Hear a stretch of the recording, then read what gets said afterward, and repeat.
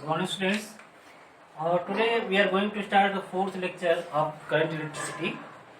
In this lectures, we will study about the grouping of resistance. That is, grouping of resistance.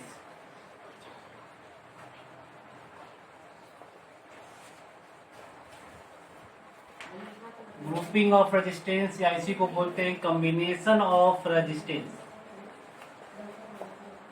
Combination of resistance. ठीक है. तो there are three types of combination. Series combination, parallel combination and mix combination. ठीक है. There are three combination: series combination, parallel combination and mix combination. तो सबसे पहले हम series combination पे आते हैं. Basically series combination, parallel combination क्या है, मिक्स कॉम्बिनेशन है. तो इसमें हम रेजिस्टर्स को एक आर इक्विवेलेंट के टर्म्स में लिखते हैं. बेसिकली कॉम्बिनेशन ऑफ रेजिस्टेंस क्या है, replacing a combination of resistance bye N equivalent current. एक कॉम्बिनेशन ऑफ रेजिस्टेंस को एक इक्विवेलेंट रेजिस्टेंस से रिप्लेस करने को हम क्या बोलते हैं, ग्रुपिंग ऑफ रेजिस्टेंस. ठीक है. तो इसमें हम जैसे कि सीरीज ऑफ, जैसे मान लो थ्री रेजिस्टेंस है, they are connected like this. They are three resistance, they are connected like R1, R2 and R3 और पोटेंशियल अप्लाइड इज V. ठीक है. तो हम चाह रहे हैं कि एक ऐसा सर्किट बने जिसको हम तीनों रजिस्टर्स को एक अन्य रजिस्टर से रिप्लेस कर दे, such that the current through the voltage is remain same. इसमें भी आई करंट हमारा फ्लो कर रहा था, तो इसमें भी हमारा आई करंट फ्लो करे, और this value is called R equivalent. Means इन तीनों रेजिस्टेंस की जगह हम एक ऐसा रेजिस्टेंस हम रिप्लेस कर दे, such that the current did not change through the cell. हमारा जो करेंट है, हमारा जो वोल्टेज सेल से जो करेंट जा रहा था वो हमारा चेंज ना हो, हमारा सेम रहे. ठीक है. तो आइए देखते हैं कैसे करते हैं आर इक्विवेलेंट की वैल्यू निकालना. तो in Ohm's law we have studied that V is equal to IR, V by I is equal to R and R is constant. V by I is equal to R, it implies V is equal to I into R. ठीक है. तो series combination को बोलते हैं क्या, series combination का एक short name है current undivided potential difference divided. Means जो भी करंट बैटरी से होगा वो थ्रू आउट द रेजिस्टेंस क्या होगा, हमारा करंट सेम रहेगा. चेंज क्या आएगा, the drop of voltage across the resistance. The drop of voltage across the resistance. यहाँ पे अगर मान लो इसके क्रॉस V1 हो, इस रेजिस्टेंस के क्रॉस V2 हो और इस रेजिस्टेंस के क्रॉस V3 हो. ठीक है. बट करंट क्या होगा, through all three resistance will be same. Okay. तो we know that V is equal to V1 plus V2 plus V3.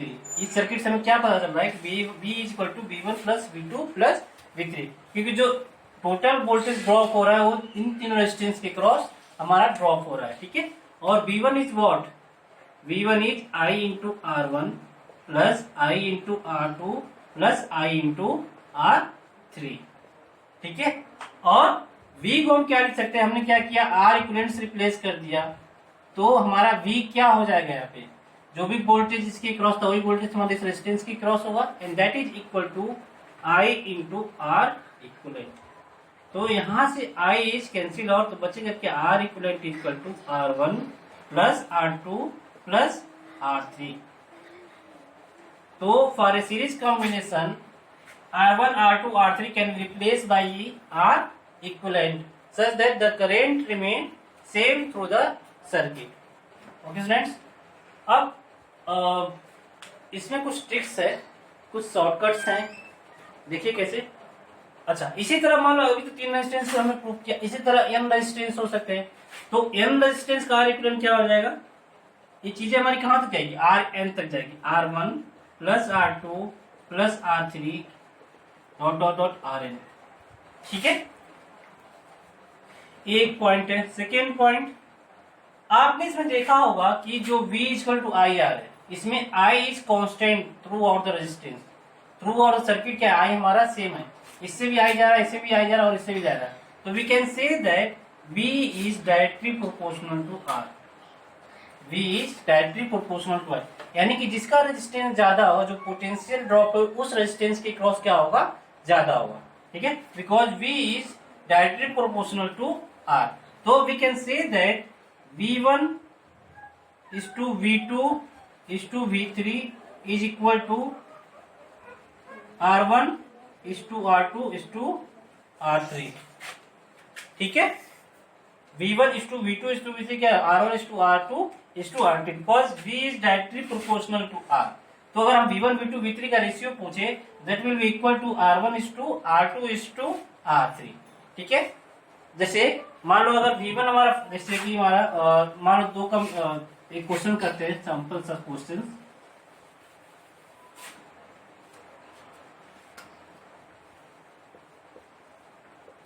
ये हमारा V दिया हुआ है, R1 is equal to 3 ohms and R2 is equal to let's suppose 6 ohms, so V1 V2 का हमें ratio find करना है, तो here V1 upon V2 is equal to R1 upon R2 and that is equal to 3/6 that is equal to 1/2, तो इसमें से कोई भी V1 या V2 पर मालूम होगा तो हमारा रेजिस्टेंस V1 मालूम है या V2 मालूम हो तो we can find another voltage, ठीक है, अगर V1 मालूम हो तो V2 मालूम कर सकते हैं और V2 मालूम हो तो V1 फाइंड कर सकते हैं, ठीक है, इररिस्पेक्टिव ऑफ V हमारा रेशियो हमारा क्या मिल जाएगा 1:2, ठीक है, जैसे अगर 6 वोल्ट हो, अगर 6 वोल्ट हो तो V1 हो जाएगा 2 वोल्ट एंड V2 हो जाएगा 4 वोल्ट, ठीक है, ओके स्टूडेंट्स।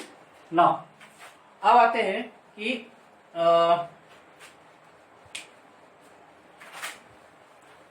V1 V2 को हम in terms of capital V लिखते हैं, जैसे हमारे कोई क्वेश्चंस में, कोई क्वेश्चन में हमारा क्या दिया हुआ है, किसी क्वेश्चन में हमारा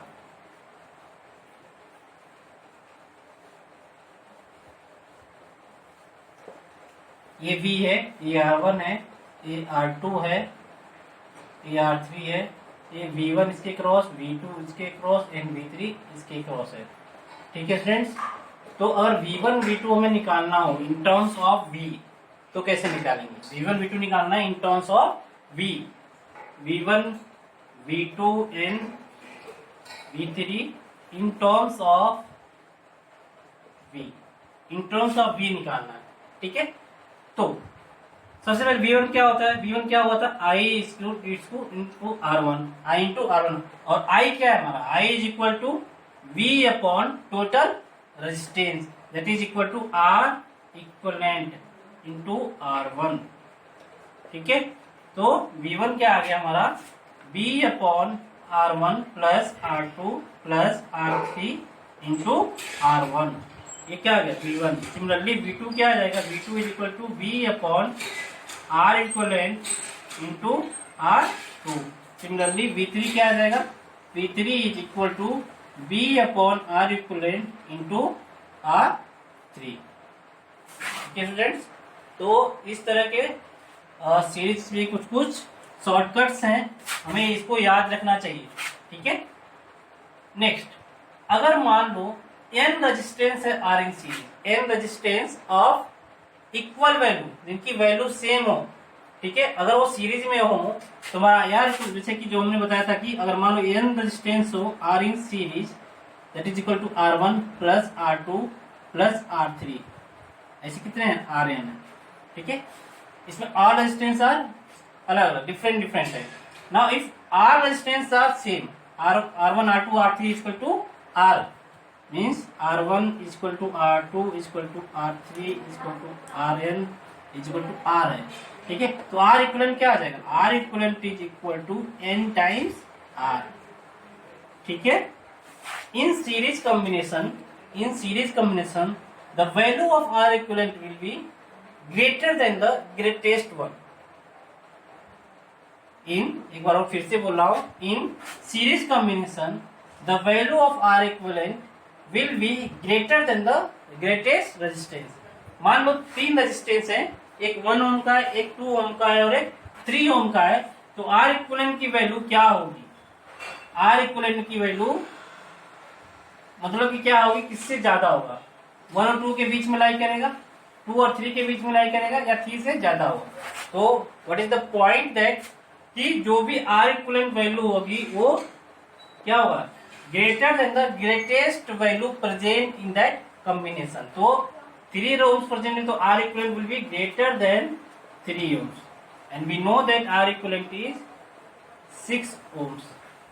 ठीक है, मीन्स 3 रेजिस्टेंस था, एक ओम, वो 1 ओम का था, एक 2 ohms का था और एक 3 ohms का था, एक 1 ओम का था, एक 2 ohm का था और एक 3 ohm का था। ठीक है, तो मैंने पूछा था कि आर इक्विवेलेंट की वैल्यू कहाँ लाई करेगी? इट विल लाई इन 1 और 2 या लेस देन 1, 2 और 3 और 3 से ज्यादा। तो आर इक्विवेलेंट की वैल्यू हमेशा क्या होगी?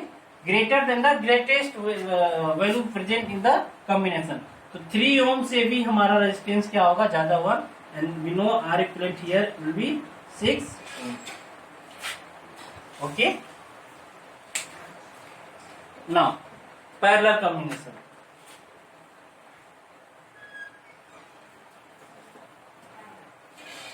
Now second combination is parallel. अच्छा, सीरीज कॉम्बिनेशन हम पहचानते कैसे? ये तो मैं बताना भूल ही गया आप लोगों को। सीरीज कॉम्बिनेशन हम पहचानते कैसे? जैसे 2 रेजिस्टेंस मान लो सीरीज में, तो रेजिस्टेंस के 2 टर्मिनल्स होते हैं, तो रेजिस्टेंस का एक टर्मिनल्स, एक रेजिस्टेंस का एक टर्मिनल दूसरे रेजिस्टेंस का एक टर्मिनल एक जगह ज्वाइन होंगे, और रेजिस्टेंस के दो बचे टर्मिनल्स होंगे वो अलग अलग पॉइंट्स पे ज्वाइंट होंगे। ठीक है, पॉइंट है कि जो रेजिस्टेंस की 2 रेजिस्टेंस अगर सीरीज में है तो उनकी एक जो टर्मिनल्स होंगे वो एक जगह ज्वाइन होंगे। ठीक है, और बाकी 2 टर्मिनल्स अलग अलग जगहों पे ज्वाइन होंगे।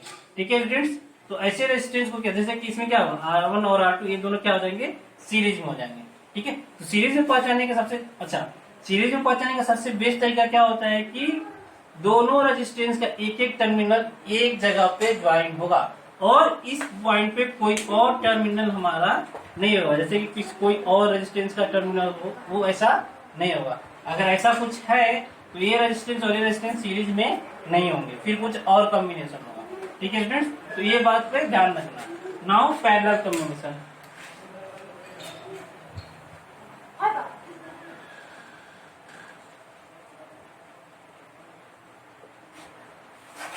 पैरेलल कॉम्बिनेशन लेट्स सपोज तेरा 3 रेजिस्टेंस, वो ज्वाइन कैसे होते हैं? पैरेलल कॉम्बिनेशन का सर्किट कैसे होता है? पैरेलल कॉम्बिनेशन का सर्किट कैसे होता है? तो दे आर लाइक दिस।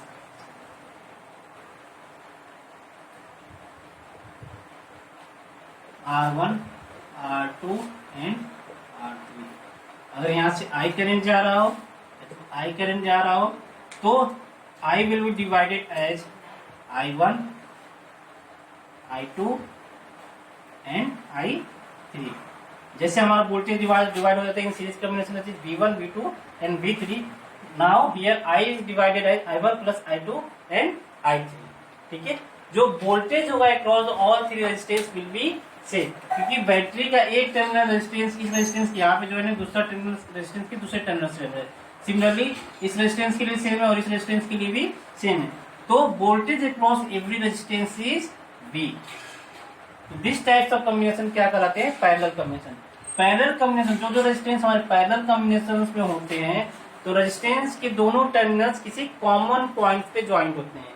जैसे इस रेजिस्टेंस का एक टर्मिनल जो है दूसरे रेजिस्टेंस के एक टर्मिनल से जुड़ा हुआ है। ठीक है, और जो उसका अनदर टर्मिनल्स है और दूसरे रेजिस्टेंस का जो अनदर टर्मिनल्स है वो एक जगह पे ज्वाइन होते हैं। ठीक है, इस तरह के n मतलब कि n रेजिस्टेंस हो सकते हैं, n में भी एनी इंटीजर।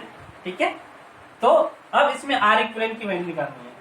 R इक्विवेलेंट की वैल्यू निकालनी है।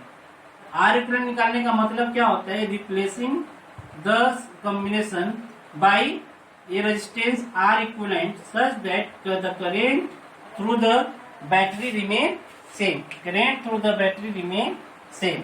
ठीक है, अच्छा। Now in the circuit we have seen that I is equal to I1 plus I2 plus I3।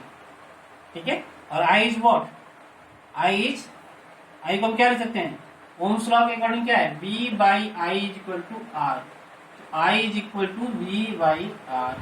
ठीक है, I को हम क्या लिख सकते हैं, V by R equivalent is equal to V1 by R1 plus V2 by V by R1 V by R2 plus V by R3।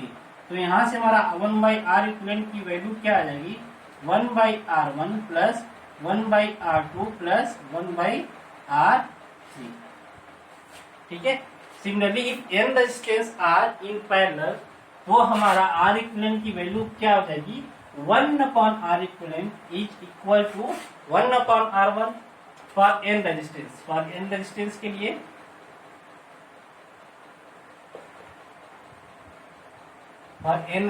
लिए one by R is equal to 1 by R1 plus 1 by R2 plus 1 by R3, कहां तक जाएगा, 1 by R. ठीक है, अब let suppose that R resistance are same, जैसे हमने series combination में किया था, R1 equal to R2 equal to R3 equal to R। ठीक है, तो 1 बाई आर इक्वलेंट की वैल्यू क्या होगी, 1 by R equivalent is equal to 1 by R plus 1 by R, कहां तक जाएगा, 1 बाई आर। एन टर्म्स होंगे, ऐसे एन टर्म्स होंगे, तो 1 बाई आर इक्वलेंट की वैल्यू क्या हो जाएगी, 1 by R equivalent is equal to N by R, that is R equivalent is equal to R by N, R by N. यानी कि इसका मतलब ये हुआ कि अगर there are 5 resistance of 5 ohm, there are 5 resistance of 5 और they are connected parallelly, तो आर इक्वलेंट की वैल्यू क्या होगी, आर बाई 5, एंड आर की वैल्यू क्या है, 5, तो 5 बाई 5 इज इक्वल टू 1। ठीक है, 2 ओम्स है ऑफ 4 ओम्स, दो सेल है, दो रेजिस्टेंस है ऑफ 4 ओम्स, तो आर इक्वलेंट की वैल्यू क्या होगी, इफ 4 ओम के 2 resistance are in parallel combination, तो आर इक्वलेंट की वैल्यू क्या होगी, 4 बाई 2, दैट इज 2। ठीक है, अच्छा, तो इन पैरेलल कॉम्बिनेशन में क्या होता है, हमारा V क्या होता है, कांस्टेंट होता है। ठीक है, तो V is equal to I R होता है, it implies that R is I is inversely proportional to R। I क्या होगा, इनवर्सली प्रोपोर्शनल टू R, यानी कि more the value of R less is the current, more the value of R less is the current through that resistance, क्योंकि potential सबका same है, तो जिसके cross जिसका रेजिस्टेंस ज्यादा होगा उसके क्रॉस जो करंट क्या होगा वो कम होगा। ठीक है, हमारे घरों में जो भी कनेक्शंस होते हैं they are parallel connection, they are not series combination, they are all are parallel combination. Parallel combination इसलिए होता है ताकि सबको जो है उसकी कैपेसिटी के अनुसार हमारा करंट मिल सके। ठीक है, सीरीज में होगा तो उसमें से अगर एक भी कोई हमारा खराब होगा तो all application will stop working. ठीक है, तो पैरेलल कॉम्बिनेशन इसलिए करते हैं। अच्छा, पैरेलल कॉम्बिनेशन के फायदे क्या होते हैं, जैसे मान लो 2 रेजिस्टेंस है,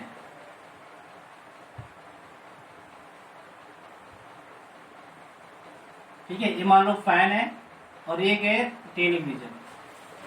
ठीक है, टेलीविजन दैट इज टीवी। तो अगर मान लो सब ऑल आर पैरेलल कॉम्बिनेशन में होते हैं, सच दैट कि अगर मान लो टीवी खराब हो गया, टीवी शॉर्ट सर्किट हो गया, तो हमारे फैन पे कोई असर नहीं पड़ेगा। लेकिन अगर ये सीरीज कॉम्बिनेशन में होते,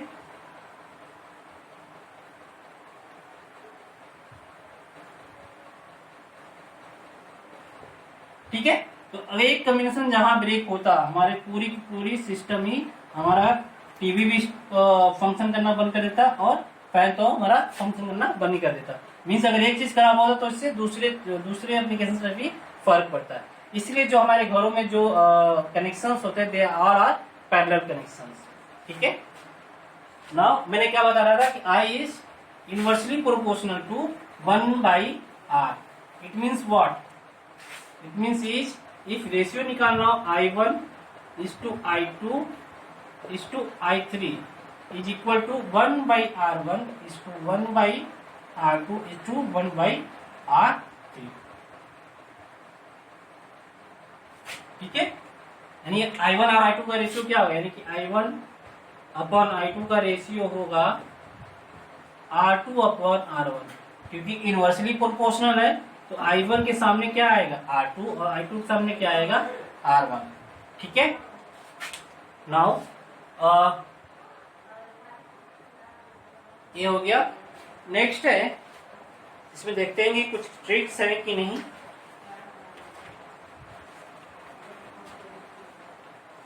ट्रिक्स क्या है, अगर हमें डायरेक्टली जो है I1 लिखना हो, करेंट्स लिखने हो, हमें क्या लिखना है करेंट। जैसे मान लो कोई सर्किट है,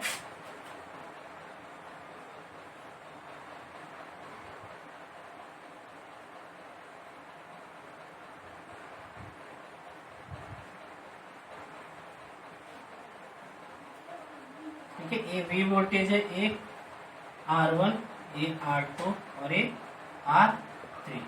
ठीक है, I1 यहाँ से जा रहा है, I2 यहाँ से जा रहा है और I3 यहाँ से जा रहा है। तो हमें I1, I2, I3 लिखना है। पोटेंशियल तो सबके क्रॉस क्या होगा V होगा। हमें I1, I2 और I3 फाइंड करना है in terms of V and resistance. Resistance और V के टर्म्स में हमें क्या फाइंड करना है, करेंट फाइंड करना है। ठीक है, तो अच्छा सबसे पहले हम फाइंड कर लेते हैं I क्या था, I is equal to V by R equivalent. ठीक है, I क्या था V by R equivalent and we know that I1 is equal to V by R1। I1 क्या था हमारा V बाई R1। ठीक है, तो V बाई R1 था। ओके, और I2 क्या था, I2 is V by R2 and I3 is V by R3। अगर मान लो हमें V ना दिया हो, हमें I दिया हो, तो हम I1, I2 और I3 की वैल्यू कैसे फाइंड करेंगे। अगर V दिया हो तो हम डायरेक्टली बोल सकते हैं I1 equal to V by R1, I2 equal to V by R2 and I3 equal to V by R3। अगर हमारा V ना दिया हो, हमें I दिया हो कि total current through the battery is I, total current through the battery is I, तो हम क्या करेंगे, then we replace V by I into R equivalent. तो I1 की वैल्यू क्या आ जाएगी, I1 is equal to V को रिप्लेस कर दे I इंटू आर इक्वलेंट, तो R equivalent by R1 into I and I2 equal to I2 क्या है V बाई R2, V को रिप्लेस करते I इंटू आर इक्वलेंट, तो R equivalent upon R2 into I। ठीक है, सिमिलरली I क्या लिख सकते हैं I3 is equal to R equivalent upon R3 into I। ठीक है, ओके स्टूडेंट्स।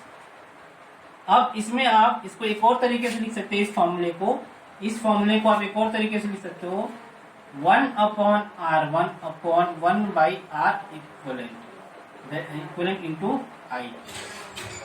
1 बाई R1 और आर इक्वलेंट को नीचे ले जाओ तो क्या आ जाएगा 1 बाई आर इक्वलेंट। ठीक है, और 1 बाई आर इक्वलेंट को हम क्या लिख सकते हैं, 1 बाई आर इक्वलेंट को क्या लिख सकते हैं, I1 is equal to 1 by R1 upon 1 by R1 plus 1 by R2 plus 1 by R3 into I।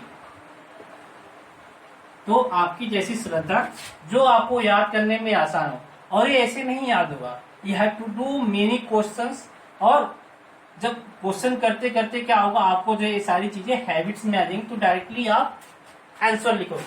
ठीक है ना, तो हाँ, इसमें एक लाइन है, जैसे सीरीज कॉम्बिनेशन में क्या था, सीरीज में क्या था, the R equivalent is always greater than the greatest resistance present in the combination. Parallel combination में उल्टा है, in parallel combination R equivalent will be always lesser than the least value of resistance present in the combination. जैसे 2 और 6 ohms का, दो हमारे पास दो resistance, 2 और 6 ओम का, 2 और 6 ओम का दो रेजिस्टेंस है हमारे पास। हमें आर इक्वलेंट बताना है कि कहाँ लाई करेगा, मीन्स वह 2 से छोटा होगा, या 2 और 6 के बीच में लाई करेगा, या 6 से ज्यादा होगा। तो याद रखना स्टूडेंट्स, जो भी आर इक्विवेलेंट वैल्यू आएगी it will be lesser than the least value of resistance present in the combination. यानी किसी में कॉम्बिनेशन क्या है, 2 ओम से एक सबसे छोटा है, तो आर इक्विवेलेंट की जो वैल्यू होगी विल बी लेस देन 2 ओम। बराबर भी नहीं होगा, लेस देन होगा, उससे छोटा ही आ रहा है। तो 2 और 6 का कॉम्बिनेशन क्या आ जाएगा, 2 और 6 का कॉम्बिनेशन इज आर इक्विवेलेंट, जैसे 1/r, 2 रेजिस्टेंस के लिए हम लिख सकते हैं 1/r1 प्लस 1/r2। 2 रेजिस्टेंस अगर पैरेलल हो तो ये फॉर्मूला आप याद रखो, R equivalent is equal to R1 R2 upon R1 plus R2। 2 और 6, 2 इंटू 6 प्लस 2 प्लस 6, ये क्या आ गया, ये आ गया हमारा 12/8, that is equal to 1.5 ohm, which is less than the 2 ohm resistance। ठीक है, नाउ मिक्स्ड कॉम्बिनेशन, हमारा नेक्स्ट क्या है, मिक्स्ड कॉम्बिनेशन। अब मिक्स्ड कॉम्बिनेशन में 2 तरीके के कॉम्बिनेशन आते हैं, एक जो कि रिड्यूस्ड हो जाए सीरीज और पैरेलल कॉम्बिनेशन में, और एक जो होते हैं वो सीरीज और पैरेलल किसी कॉम्बिनेशन में रिड्यूस्ड नहीं होंगे, उन्हें अनदर मेथड होता है उसको आर इक्विवेलेंट निकालने का, तो हम बाद में करेंगे। ठीक है, जो मिक्स्ड कॉम्बिनेशन है उसमें 2 तरीके के होते हैं, एक which in which that are reducible to in series and parallel combination, और दूसरा क्या होता है, दूसरा is non reducible to series and parallel combination, जिसको एक होता है जिसको हम सीरीज और पैरेलल कॉम्बिनेशन में रिड्यूस कर सके, और एक ऐसा होता है जिसको हम सीरीज और पैरेलल में रिड्यूस नहीं कर सकते। जैसे एक सर्किट है हमारे पास, क्या पढ़ रहे हैं, मिक्स कॉम्बिनेशन।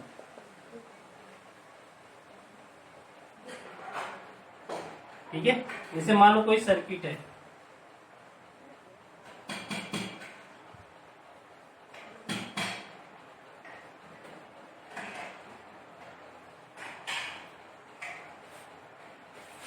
है ना, तो इसमें डायरेक्ट सीरीज या पैरेलल कॉम्बिनेशन नहीं दिया है, कुछ सीरीज दिया हुआ है, कुछ पैरेलल दिया, जैसे ये दो रेजिस्टेंस है, these 2 resistance are in series, और ये 2 रेजिस्टेंस क्या हो गए, दे आर पैरेलल, ये हमारा पैरेलल में हो गए। ठीक है, और ये क्या हो गया, सीरीज में। फिर से इसको लिखेंगे तो जो ये पूरा कॉम्बिनेशन आएगा वो क्या आ जाएगा, पैरेलल में आ जाएगा। ठीक है, अगर ये पैरेलल को सॉल्व करके लिख दे तो ये पूरा कॉम्बिनेशन क्या आ जाएगा, सीरीज में आ जाएगा। ठीक है, तो basically this circuit is a combination of series and parallel combination. ठीक है, सीरीज और पैरेलल रेजिस्टर्स का ये कॉम्बिनेशन है, this is called mixed combination, mixed combination which is reducible to series and parallel combination. ठीक है, अब कोई एक सर्किट होता है उसको हम रिड्यूस नहीं कर सकते हैं, जैसे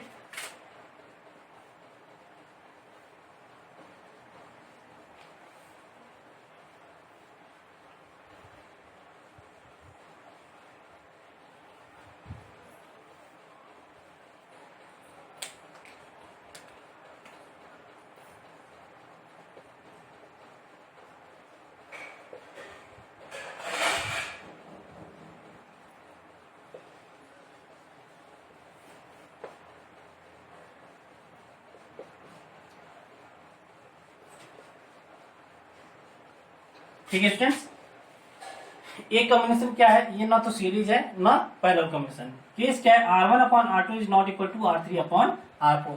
ये केस में ऐसा क्यों लिखा हूं, ये आगे आपको पता चल जाएगा। तो ऐसे कॉम्बिनेशन क्या कहलाते हैं, mix combination which can not be reduce into series and parallel combination. ठीक है स्टूडेंट्स, तो ये हमारा कॉम्बिनेशन ऑफ रेजिस्टेंस हमने पढ़ लिया। नाउ सेल के बारे में थोड़ा सा हम पढ़ लेते हैं। सेल क्या होता है, सेल बेसिकली सेल को हम सोर्स ऑफ ईएमएफ बोलते हैं। इन फिजिक्स में सेल और बैटरी को as a similar word use करते हैं, बट सेल और बैटरी में क्या अंतर होता है, सेल क्या होता है, एक यूनिट इकाई होती है, बैटरी की एक यूनिट इकाई इज कॉल्ड सेल। सेल क्या होता है, एक यूनिट इकाई होता है। ठीक है, और बैटरी क्या होता है, जब बहुत सारे सेल्स को पैरेलल और सीरीज में हम जब जोड़ देते हैं तो हमें बैटरी मिलता है। समझ में आया, जब बहुत सारे सेल को हम सीरीज और पैरेलल कॉम्बिनेशंस में जोड़ते हैं तो हमें बैटरी मिलता है। और सेल क्या होता है, सेल इज द यूनिट, क्या है, उससे छोटा हमें नहीं मिल सकता। ठीक है, तो सेल जो है बेसिक इकाई है ऑफ बैटरी की। तो सेल का थोड़ा सा डिफिनेशन जान लेते हैं। सेल क्या होता है? It is a device which converts other form of energy into electrical energy. Cell वो होते हैं which converts other form of energy like chemical energy, और कुछ और फॉर्म्स हो सकते हैं, उसको इलेक्ट्रिकल एनर्जी में कन्वर्ट करता है। ठीक है। सोर्स सेल और ईएमएफ, सेल और EMF is basically the source of energy, एक सोर्स ऑफ इलेक्ट्रिकल एनर्जी होता है। ठीक है। तो कुछ सेल की टर्मिनोलॉजी होते हैं। जैसे कोई सेल है उसको हम कैसे रिप्रेजेंट करते हैं? ऐसे, ये बड़ा सेल क्या करता है? पॉजिटिव टर्मिनल रिप्रेजेंट करता है, पॉजिटिव टर्मिनल, और एक नेगेटिव टर्मिनल रिप्रेजेंट करता है। ठीक है, एक पॉजिटिव टर्मिनल और एक नेगेटिव टर्मिनल। और बड़े को हम बड़ा से दिखाया कि ये क्या होता है? हाई वोल्टेज होता है, हाई वोल्टेज, और ये क्या होता है? Low voltage. लो वोल्टेज को इसे छोटा बनाते हैं और हाई वाले को हम बड़ा बनाते हैं। इसको पॉजिटिव टर्मिनल बोलते हैं और छोटे वाले को नेगेटिव टर्मिनल्स भी बोलते हैं। ठीक है। तो सेल के लिए एक ईएमएफ डिफाइन होता है और एक पोटेंशियल ऑफ सेल डिफाइन होता है।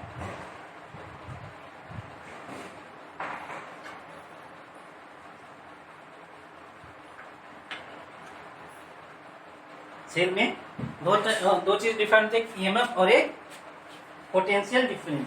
तो सबसे पहले हम जान लेते हैं ईएमएफ क्या होता है? Electromotive force. Electromotive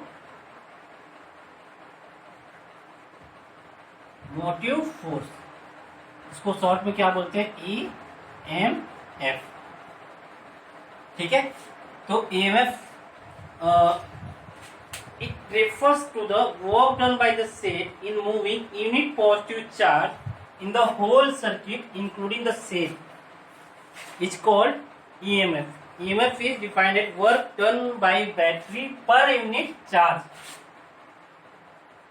Work done by unit per unit charge to move charge from throughout the circuit. Also through cell is called EMF. ठीक है। Work done per unit charge, work done per unit charge is called EMF. Okay. Now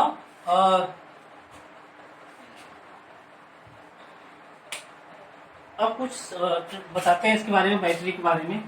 battery आपने पढ़ा होगा कि एक primary battery होता है और एक सेकेंडरी बैटरी होता है।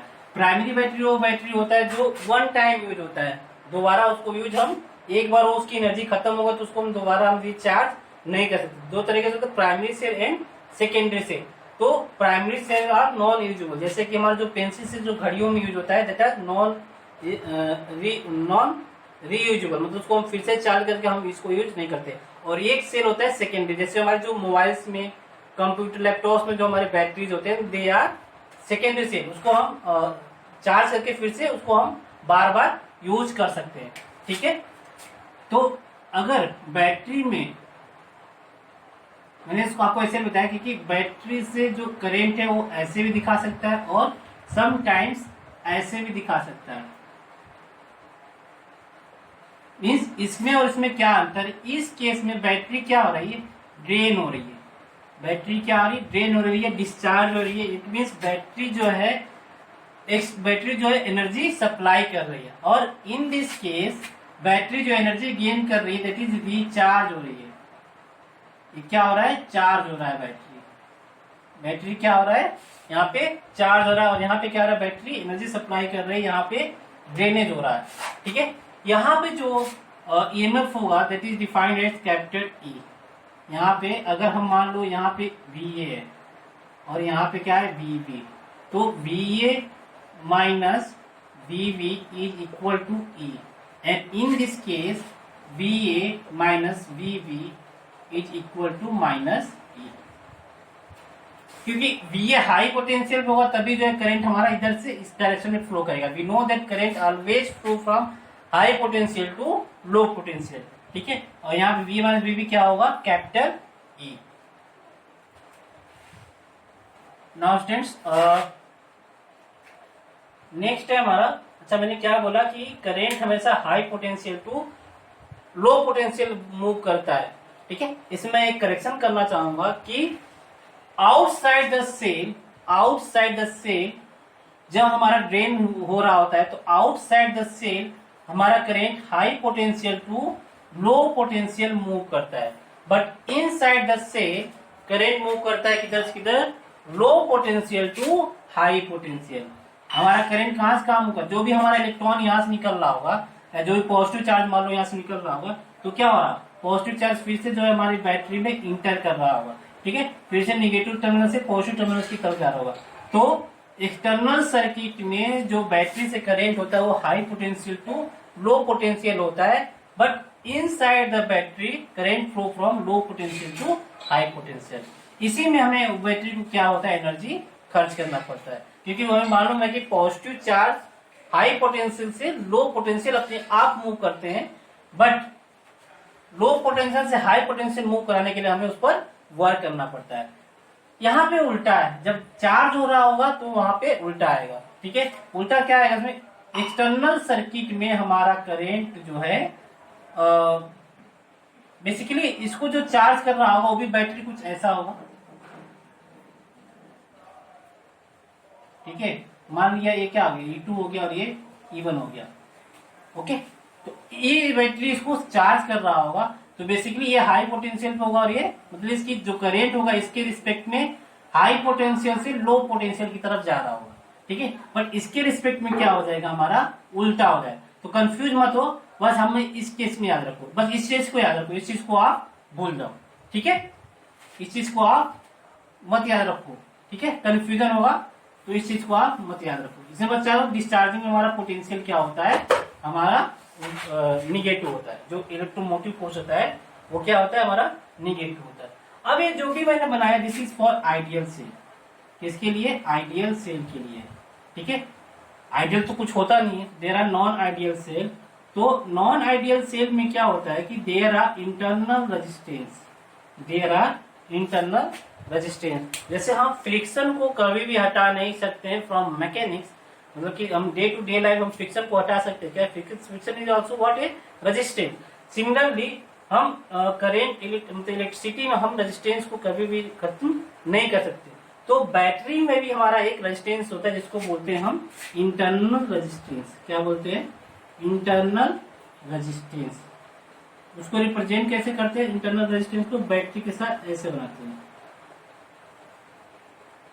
ठीक है। This is called internal resistance, ठीक। अभी भी इसका ईएमएफ क्या होगा, ई होगा, ओके। अब अगर मान लो करेंट फ्लो कर रहा है थ्रू द बैटरी, मान लो यहाँ पे रेजिस्टेंस कुछ आ रहा है, ठीक है।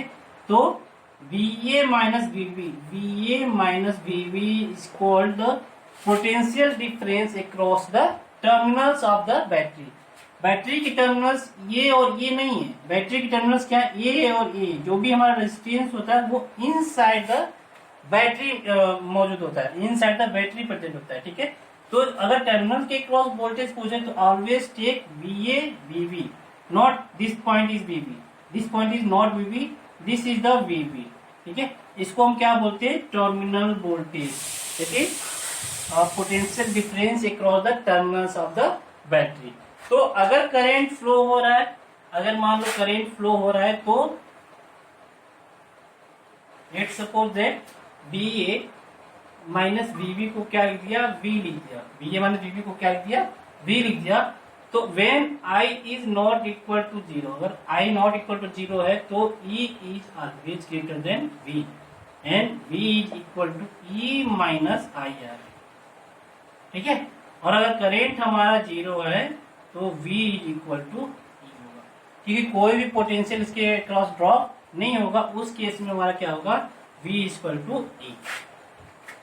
तो thanks for the today class. Next class में हम कुछ क्वेश्चंस करेंगे सीरीज और पैरेलल कॉम्बिनेशंस पे और मिक्स कॉम्बिनेशंस पे, ठीक स्टूडेंट्स। तो thank you for the day today. Next class में हम क्या पढ़ेंगे, सीरीज और पैरेलल कॉम्बिनेशन में कुछ क्वेश्चन करेंगे, मिक्स कॉम्बिनेशन पे कुछ क्वेश्चंस करेंगे। Thanks for the day, thank you.